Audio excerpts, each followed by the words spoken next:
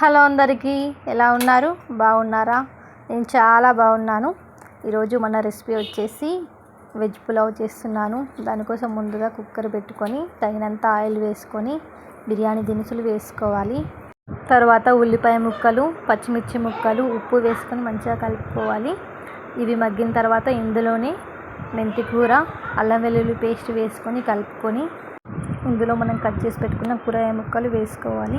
నేను potato, carrot, beans వేసుకుంటున్నాను. Capsicum, బఠానీ, మిల్ మేకర్ కూడా వేసుకోవచ్చు. నేను ఇంట్లో ఇవే ఉన్నాయి, ఇవి వేసుకుంటున్నాను.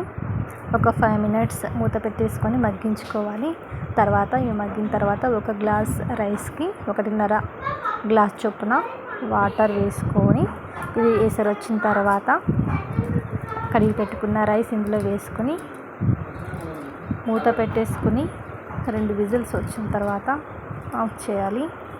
వెంటనే కుక్కర్ మూత తీయకూడదు. ఒక 5 to 10 మినిట్స్ దాకా అలాగే ఉంచి తర్వాత ఓపెన్ చేసి చూస్తే ఎంతో టేస్టీగా ఉండే వెజ్ పులావ్ రెడీ.